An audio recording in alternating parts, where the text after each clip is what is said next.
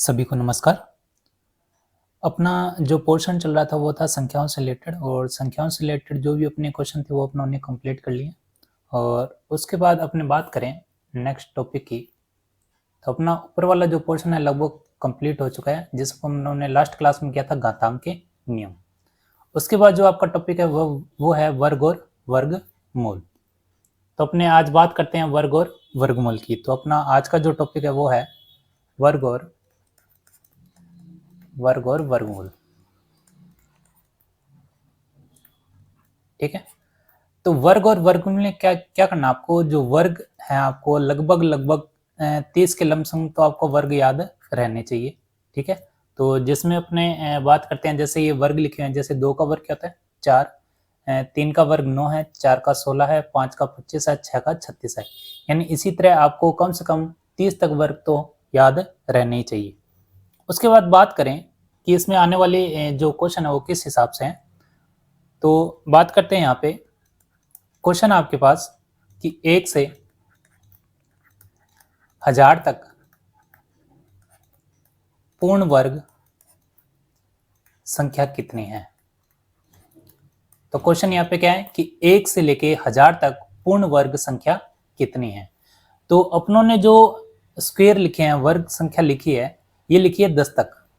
उसके बाद बात करें, जैसे 11 का स्क्वायर कितना होता है 121, 12 की बात करें तो 144, 13 का होता है 169, 14 का होता है 196, और 15 का होता है 225, 16 का होता है 256, 17 का होता है 289, और 18 का 324, 19 का 361, और 20 का 400। अब देखो यहाँ पे संख्या रही 400, और वहां पे क्वेश्चन में पूछी 1 से लेके 1000 तक, तो अपने 1000 तक पहुंचे तो यहाँ पे अगला आएगा 21, और 21 का स्क्वायर होता है 441, 22 का स्क्वायर 484, 23 का स्क्वायर 529, 24 का स्क्वायर, फिर है 25 का स्क्वायर, 26 का स्क्वायर, और 27 का स्क्वायर, 27 का स्क्वायर है 729, 28 का स्क्वायर होता है 784, और 29 का स्क्वायर होता है आपके पास 841, 30 का स्क्वायर है 900, और जो 31 का स्क्वायर है कितना है 961, और 32 का करता है तो 32 होता है 1024। लेकिन अपने को जो संख्याएं ध्यान रखनी है वो है आपकी कि 1 से लेके 1000 तक पूर्ण वर्ग संख्याएं कितनी है। तो यहाँ पे आपके पास आंसर कितना आएगा, लास्ट में कितना आ रहा है 31, क्योंकि 32 पे कितना हो जाएगा 1024, अपने को 1000 तक रखनी है, तो 1000 तक कितनी 31, तो इसका जो आंसर होगा वो कितना होगा 31। ठीक है, तो इसमें अगर क्वेश्चन में थोड़ा सा चेंज कर दे कि 1 से लेके 1000 के बीच पूर्ण वर्ग संख्या कितनी होगी, पूर्ण वर्ग संख्या कितनी होगी।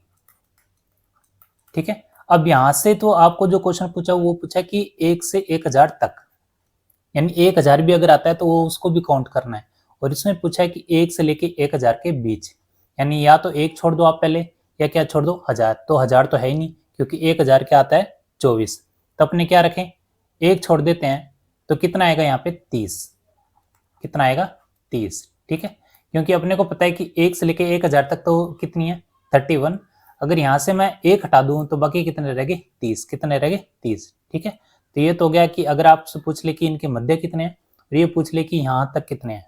ठीक है, तो दोनों क्वेश्चनों में अंतर है। उसके बाद बात करें, आपको कुछ फैक्ट याद रखने हैं, जैसे मैं बोलूं 1 से 1000 तक ऐसी कितनी संख्या है, ऐसी कितनी संख्या है जो पूर्ण वर्ग एवं पूर्ण घन हो, पूर्ण घन हो। यानी आपको 1 से लेके 1000 तक ऐसी संख्या ढूंढनी है जो पूर्ण वर्ग भी हो और क्या हो पूर्ण घन यानी क्यूब भी हो। तो देखो ऐसी संख्या कौन कौन सी है, एक तो मिलेगी आपको 1, क्योंकि एक का स्क्वायर करोगे तब भी एक आएगा, एक का क्यूब करोगे तब भी एक आएगा। उसके बाद आता है 64, 64, क्योंकि 64 में अपने ध्यान रखिए ये होता है 8 का स्क्वायर भी होता है और 4 का क्यूब होता है। 8 का स्क्वायर 64, 4 का क्यूब 64। उसके बाद जो एक और संख्या वो है 729। तो 729 में ध्यान रखिए 27 का वर्ग कितना होता है 729 और 9 का क्यूब कितना होता है 729, यानी जो टोटल संख्या है वो कितनी है आपकी 3। तो इसका आंसर क्या आएगा 3। तो कौन कौन सी संख्या, एक है, 64 है और 729। ये ऐसी संख्या है जो पूर्ण वर्ग भी है और पूर्ण क्या है घन भी है। ठीक है। उसके बाद बात करें अपने नेक्स्ट फैक्ट की, तो नेक्स्ट फैक्ट है आपका, इसमें ध्यान रखना है यदि किसी प्राकृत संख्या का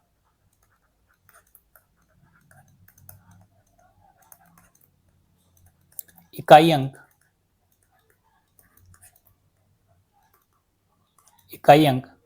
2, 3, 7 और 8 हो तो वह संख्या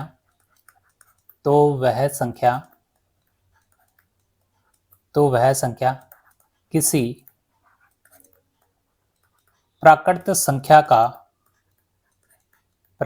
प्राकृत संख्या का वर्ग नहीं होगा। प्राकृत संख्या का वर्ग नहीं होगा। अब ये कह रहा है कि जो भी प्राकृत संख्या है उसका इकाई अंक 2, 3, 7 या 8 हो तो वह संख्या किसी प्राकृत संख्या का वर्ग नहीं होगा। कैसे? जैसे यहाँ पे अपनों ने लिखा है, आप लास्ट में देखो जो इकाई अंक आ रहा है वो क्या आ रहा है, देखो यहाँ पे आ रहा है 1 और यहाँ पे आ रहा है 4, यहाँ पे आ रहा है 9, फिर आ रहा है 6, फिर आ रहा है 5, फिर 6, फिर 9, फिर 4, फिर 1। इसका मतलब अपने को न तो यहाँ पे 2 मिल रहा है, न ही 3 मिल रहा है, न ही 7 मिल रहा है और न ही क्या मिल रहा है 8। यानी अगर आपको इकाई अंक 2, 3, 7, 8 मिल जाए इसका मतलब वो पूर्ण वर्ग संख्या नहीं है। ठीक है। तो ये फैक्ट है, अगर लास्ट में आपको 2, 3, 7, 8 मिल जाए तो वो संख्या क्या आपकी पूर्ण वर्ग संख्या नहीं है। ठीक है। तो ये तो हो गया आपके पास, अगर लिखा हो कि लास्ट में वर्ग में 2, 3, 7, 8 तो ऑप्शन से वहां से आप आराम से कैंसिल कर सकते हैं। ठीक है। उसके बाद बात करें, एक चीज ध्यान रखनी है अपने को, बीजांक। बीजांक कैसे? जैसे किसी भी पूर्ण वर्ग संख्या का बीजांक क्या होता है? बीजांक यानी जो आपको डिजिट दिए उनका सम क्या आता है। तो अपने जैसे चलते हैं वर्ग में, यहाँ पर आप जो 121 लिखा है इन तीनों को ऐड करो, 1, 2 और कितने हो गए 3 और 4, कितना है 4। फिर इनको ऐड करते हैं 4 और 1 5, 5 और 4 9। ठीक है। फिर इनको ऐड करते हैं 9 और 6 15, 15 और 1 16। अब यहाँ पे आया 16, तो 16 को वापस से ऐड करो, 1 और 6 कितना आ गया 7, कितना आ गया 7। तो यहाँ से बात करें, देखो अपने पास पहले तो आया 4, फिर यहाँ से जोड़ा तो कितना आया आपके पास 9, फिर जोड़ो यहाँ पे कितना आया आपके पास 9, 6 15, 15 और 1 16, और 16 को फिर से ऐड करो 6 और 1 7, कितना आया 7। तो इस हिसाब से ऐड करते हैं तो इनको बोलते हैं बीजांक। क्या बोलते हैं? यानी बीजों का अंक तब तक रखना है जबकि लास्ट में आपके पास एक डिजिट आनी चाहिए। क्या आनी चाहिए? एक डिजिट। जैसे 9 और 6 कितना होते हैं 15, 15 और 1 16, फिर से आपका बीजांक कितना आया 7। फिर बात करें अपने जैसे 6 और 5 11, 11 और 2 13, 13 को फिर से ऐड करो 3 और 1 4। तो आपको ध्यान रखना है आपका बीजांक क्या आ रहा है 4 9 7, जोड़ोगे तो कितना आएगा 4 9 7, लेकिन इसमें एक और अंक है वो है 1। ठीक है। तो अगर आपके पास बीजांक 1 4 9 7 मिल जाए इसका मतलब वो संख्या क्या है आपकी पूर्ण वर्ग संख्या। और हमेशा पूर्ण वर्ग संख्या कोई बीजांक जो है वो कितना आएगा 1 4 9 और 7। ठीक है। तो अपने लिख लेते हैं कि इनका बीजांक क्या होता है पूर्ण वर्ग संख्या का, 1 4 7 और 9। ठीक है। तो ये तो होगी बात किसकी? बीजांक की। तो बीजांक अपने पास ध्यान रखना है 1 4 7 और 9। उसके बाद बात करते हैं अपने कि किसी पूर्ण वर्ग संख्या का पूर्ण वर्ग संख्या के अंत में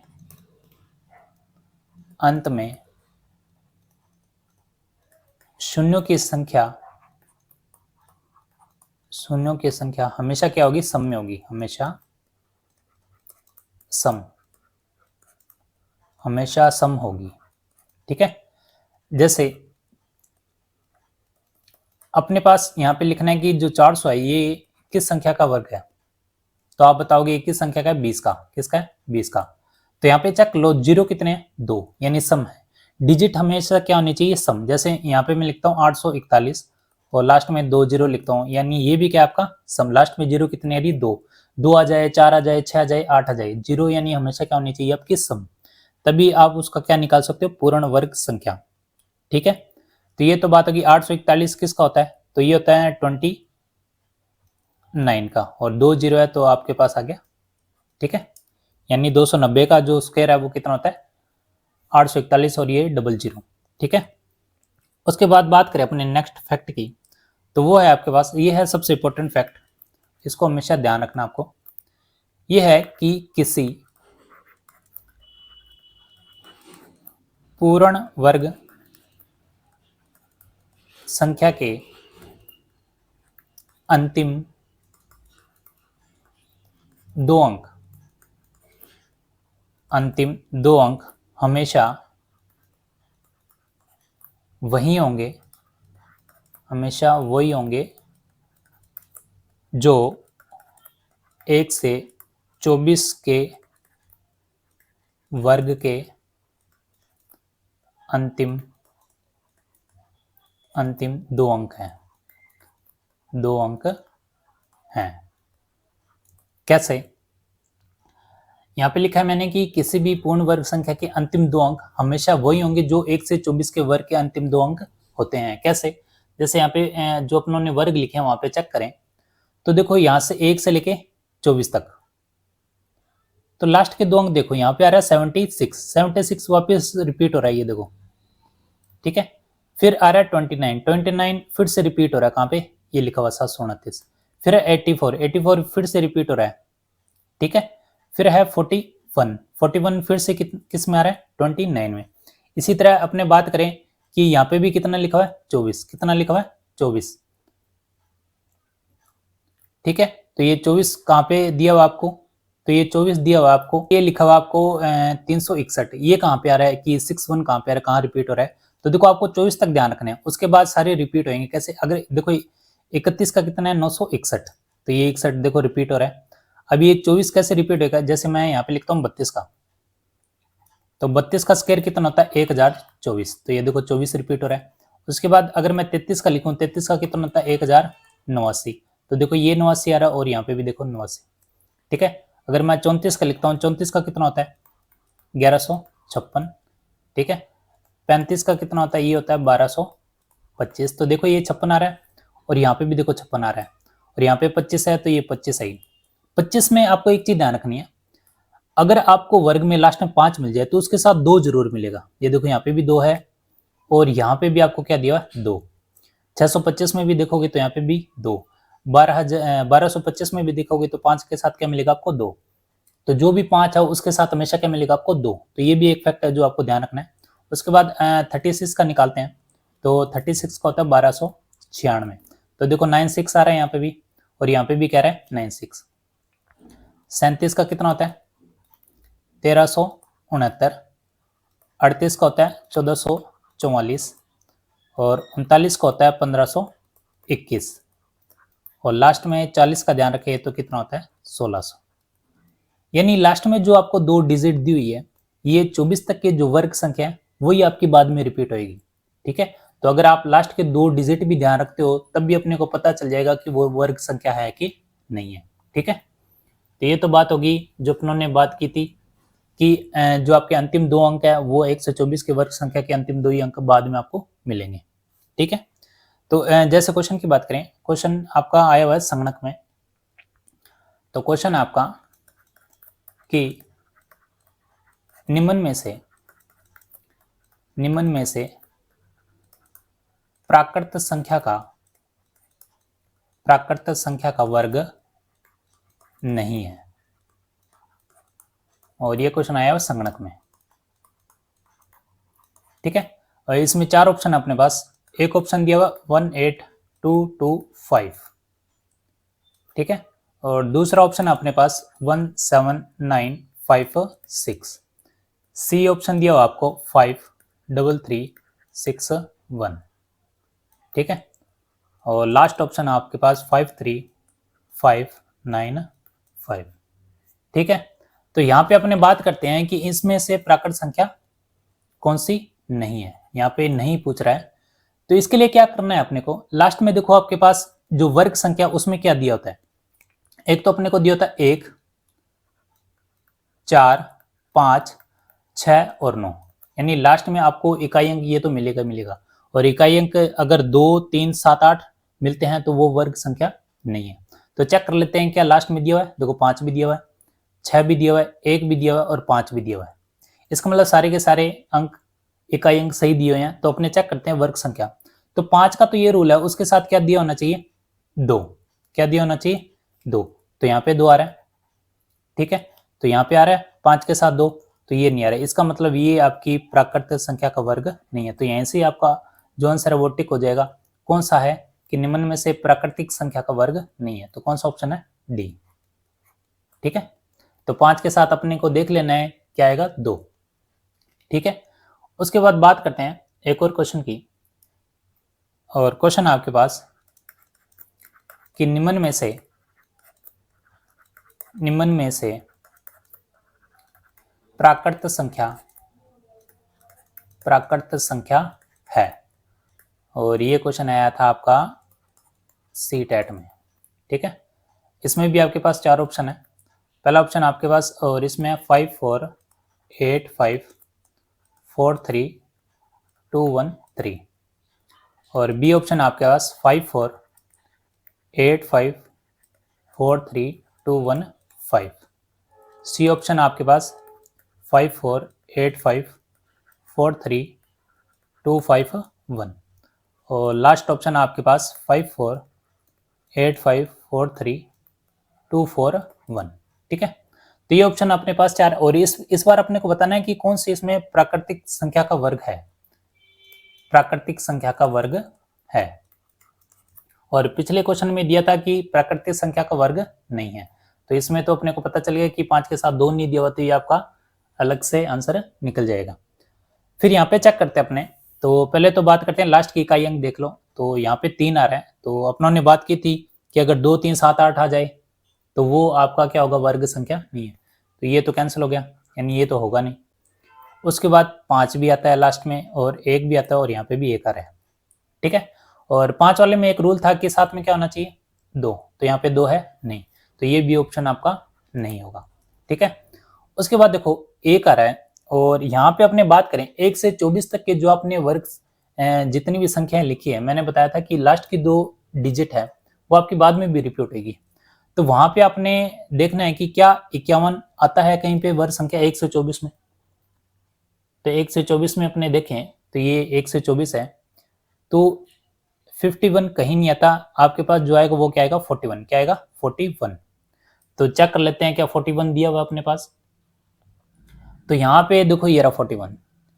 इसका मतलब आपकी जो प्राकृत संख्या है वो कौन सी होगी, ऑप्शन डी, ऑप्शन डी, ठीक है। तो ये रहा क्वेश्चन। जो इसमें ध्यान रखना है कि आपको जो वर्ग संख्या 24 तक लास्ट की 2 डिजिट देख लो आप, अगर वो आ रही है तो इसका मतलब वो पूरी की पूरी क्या होगी, आपकी प्राकृत संख्या का वर्ग, ठीक है। उसके बाद बात करते हैं अपने एक और फैक्ट की। फैक्ट ये है कि अगर आपके पास दो क्रमागत पूर्ण वर्ग संख्या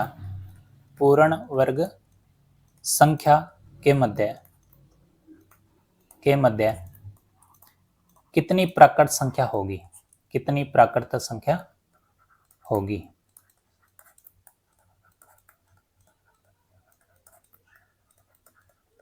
ठीक है। तो दो क्रमागत पूर्ण वर्ग संख्या, उनके मध्य कितनी प्राकृत संख्या होगी, ठीक है। जैसे एग्जांपल की बात करें, दो क्रमागत का मतलब जैसे 9 है और ये आगे क्या आएगा 10, और इनका क्या स्क्वायर, और कहता है कि इनके मध्य कितनी प्राकृत संख्या होगी। तो अपने वैसे नॉर्मल हल करें तो कितना आएगा, देखो 9 का स्क्वायर कितना होता है 81, और 10 का स्क्वायर कितना होता है 100। तो इनके बीच में अगर अपने प्राकृत संख्या फाइंड करें तो टोटल कितनी होगी, ये होगी आपकी भी 19 और 100 हटा दो तो ये आ जाएगी टोटल 18। कितनी होगी 18। ठीक है, अगर मान लो बड़ी संख्या है और नंबर ज्यादा हो तो उसमें आप फाइंड करना क्या हो जाएगा, थोड़ा सा कठिन। तो इसमें क्या करना है आपने को, जो आपको डायरेक्ट अगर इसमें करना है तो जो आपको n 9 दिया हुआ है और ऊपर क्या दिया हुआ है स्क्वायर 2, तो इसको आप क्या लिखो, तो इसका जो शॉर्टकट मेथड है पहले लिखो आप 9 और ऊपर 2 लिखा हुआ है इसको क्या कर दो गुना, क्या कर दो गुना, तो कितना आएगा आपके पास 18। कितना आएगा 18। तो ऐसे भी आप फाइंड कर सकते हो। तो दो क्रमागत जो संख्या है उनमें से सबसे छोटी संख्या को किससे गुना कर दो, 2 से। किससे गुना कर दो, 2 से। तो कितना आएगा आपके पास 18। ठीक है, जैसे बात करें अगर मैं लिखता हूं 121 का स्क्वायर और यहाँ पे लिखता हूँ 122 का स्क्वायर, तो अगर इनके मध्य अगर आपसे पूछे प्राकृत संख्या कितनी है तो कैसे फाइंड करोगे, तो अपने डायरेक्ट तरीका लगाते हैं। तो छोटी संख्या कौन सी है 121 और इसको गुना कैसे करना है 2 से, तो कितनी संख्या आ गई 142। कितनी आ गई 142। यही आपका क्या है आंसर। ठीक है, लेकिन क्वेश्चन जो पूछा वो फॉर्मूले के रूप में भी पूछ लेते हैं। कैसे, जैसे आपने इसमें बात की यहाँ पे क्या लिखा हुआ है 9 का स्क्वायर, अगर मैं 9 को यहाँ पे n मान लूं, 9 को क्या मान लूं n, तो एक मिनट 9 को यहाँ पे अपने n मान ले और n की पावर कितनी दी है 2। ठीक है, अब 9 में कितना जोड़ा है कि 10 बना 1, कितना 1, तो इसी तरह n में भी कितना जोड़ दो 1 और इसका क्या स्क्वायर। ठीक है, सेम वही रूप लिखा है, यानी 9 को मैंने मान लिया n और 10 को क्या कर दिया मैंने n प्लस 1 और इसका स्क्वायर। अब यहां से अपने आंसर कैसे फाइंड कर रहे हैं कि जो 9 है यहाँ पे 9 लिख रहे हैं और इसके ऊपर जो स्क्वायर है इसको क्या कर रहे हैं यहाँ से गुना, तो अपने पास कितना आ रहा है 18। तो ये भी अपने को ऐसे ही करना है, यहाँ पे मैं n लिखता हूँ और गुना कर दो 2 से, तो आपके पास आंसर कितना आएगा 2n। तो अगर आपसे पूछ ले कि n स्क्वायर और n प्लस 1 का स्क्वायर के मध्य कितनी प्राकृत संख्या है तो कितनी बताओगे 2n। कितनी है 2n।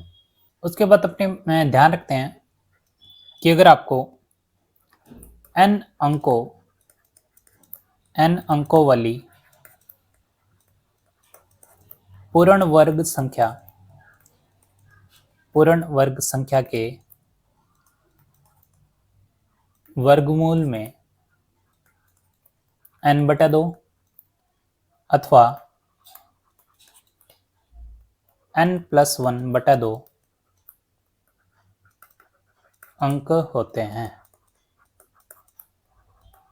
ठीक है, अगर n अंकों वाली पूर्ण वर्ग संख्या है तो उनके वर्गमूल में कितनी संख्या होगी n/2 या क्या होगी n+1/2। कैसे, जैसे मान लो 11 अंक लिखे हुए हैं आपके पास, जैसे ये लिखता हूं मैं 5 6 7 6 5 3 9, कितने हो गए 3 3 6 7 8 9 10 11। ठीक है, अब ये 11 अंक है और यहाँ पे आपको बताना है कि इनके वर्गमूल में कितनी संख्या होगी। जैसे आप 441 लिखते हो तो उसमें कितने आपके पास संख्याएं मिलती हैं वर्गमूल में 2। कितनी मिलती है 2, कौन सा 21, क्योंकि 441 का जो स्क्वायर होता है 21 का जो स्क्वायर होता है वो कितना होता है 441। तो ये कैसे फाइंड होता है, तो हमेशा क्या बनते हैं 2 2 के सेट बनते हैं। यहाँ पे भी 2 का सेट, यहाँ पे भी 2 का सेट, यहाँ पे भी 2 और यहाँ पे भी 2, फिर 2, अगर यहाँ पे 1 है तो ये आपका 2 का सेट आगे 0 लगा के हो जाता है। तो कितने हो ये 1 2 3 4 5 6, तो कितने होंगे वर्गमूल की संख्या 6। कितने होंगे 6। यहां से अगर ऐसा फाइंड नहीं करना चाहते तो टोटल अंक गिन लो, टोटल अंक है 11। कितने 11। अगर आपको 11 दिए हुए हैं तो विषम दिया हुआ है तो 11 में क्या कर दो आप 1 जोड़ दो और बटा क्या कर दो 2, तो कितना आ गया 12/2, कितना आया 6। ठीक है, अब जैसे मैं बात कर रहा था 441 की, तो 441 में वर्गमूल में अंक कितने होंगे, तो यहाँ पे 3 संख्या है तो 3 को 2 से करोगे तो पॉइंटों में आएगा, तो 3 के साथ क्या कर दो आप 1 ऐड कर दो बटा 2 और यहाँ पे आ गया 4, 4/2 कितना आएगा 2, तो 2 ही आएंगे और 2 वो पता ही आपको 21 का स्क्वायर क्या होता है 441। ठीक है, तो ये तो बात होगी कि अगर आपके पास वर्गमूल में अगर विषम में दे दी जाए तो उसमें +1 ऐड कर दो। अगर मान लो अगर आपको 10 अंक दे रखे हैं पूर्ण वर्ग संख्या में तो 10 बटे क्या कर दो 2, तो वर्गमूल में जो अंक होंगे वे कितने होंगे, 5। कितने होंगे, 5, क्योंकि 10/2 करोगे तो कितना आएगा, 5। ठीक है। उसके बाद अपने बात करते हैं कि अपने वर्गमूल ज्ञात कैसे करेंगे। वर्गमूल ज्ञात करना,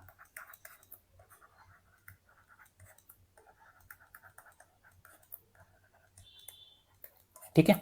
अब वर्गमूल के लिए जो सिंबल होता है वो होता है आपके पास ऐसा, ठीक है। और घन के लिए होता है आपके पास, और यहाँ पे लिखा था 3। फिर 4 के लिए क्या बोलते हैं, जैसे इसको तो बोलते हैं वर्गमूल और इसको बोलते हैं घनमूल, और 4 को क्या बोलते हैं, नहीं पता।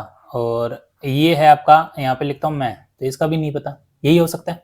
तो इसके लिए क्या करते हैं, जो क्वेश्चन आता है इसका जो लिखते हैं अपने, वो लिखते हैं कि n का वर्गमूल, n का वर्गमूल तो कितना आएगा, रूट मैं लिखता हूँ एक बार n, यानी n को अगर आप आगे और सेपरेट करो तो जो पावर में है, यानी जो वर्गमूल है, इसको क्या लिख सकते हो आप, 1/2।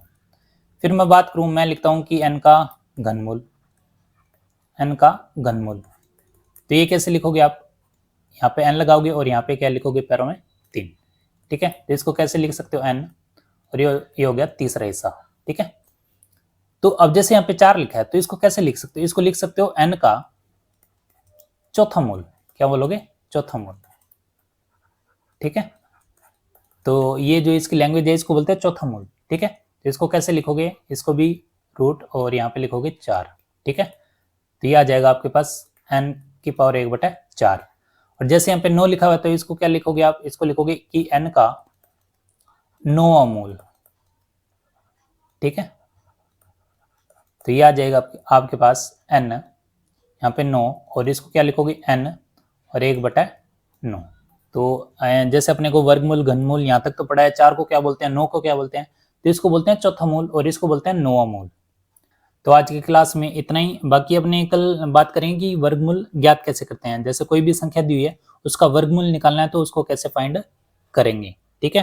तो इससे पहले जो घनमूल की क्लास लगी है वो भी आप जरूर देखें, क्योंकि 2 क्लास हैं वो कंप्लीट, उसमें प्रीवियस ईयर के क्वेश्चन भी ऐड किए गए हैं, ठीक है। तो बहुत बहुत धन्यवाद, और चैनल को जरूर सब्सक्राइब करें।